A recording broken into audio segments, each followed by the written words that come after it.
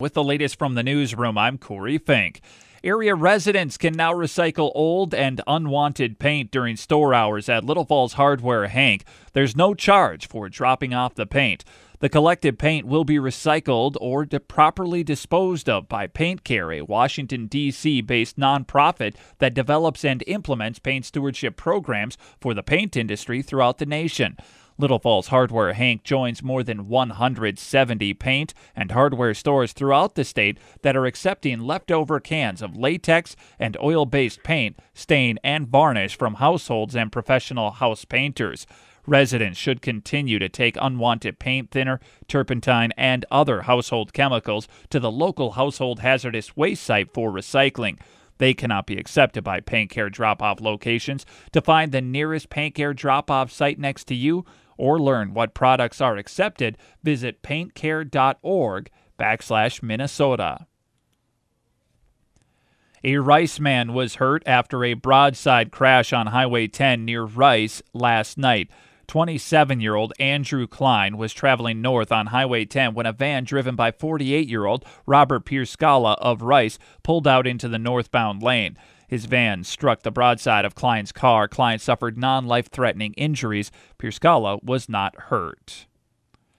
Shortly before noon on Sunday, a one-vehicle rollover crash occurred on Highway 10 near Trapper Drive.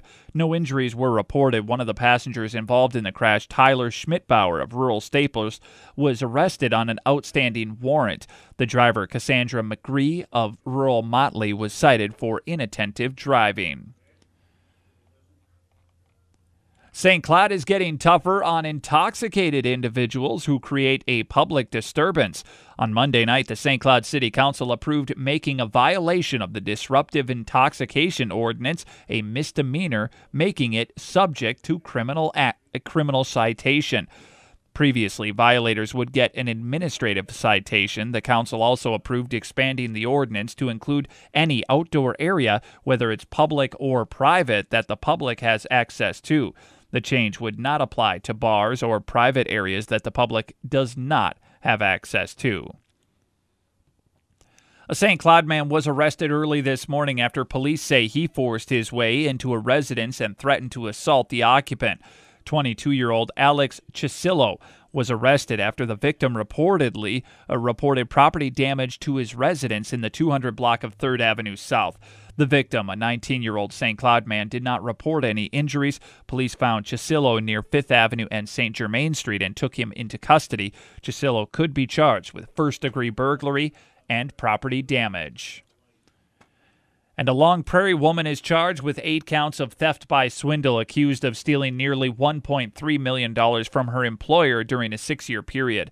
43-year-old Sherry Lynn Anderson of Long Prairie is scheduled to make her first court appearance July 6th in Stearns County District Court. She's accused of taking the money from Minnesota Veterinary Associates, where she worked as an office assistant in accounts receivable.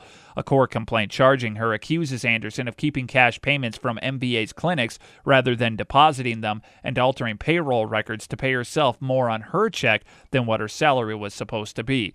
Minnesota Veterinary Associates has offices in Little Falls, Rice, Albany, Melrose, and Sauk Center. And the 9th annual Tea for Teachers is this afternoon, 2 to 4 today at the Morrison County Fairgrounds. All rural school teachers from the past are welcome to attend this afternoon's event. That's the latest from the newsroom.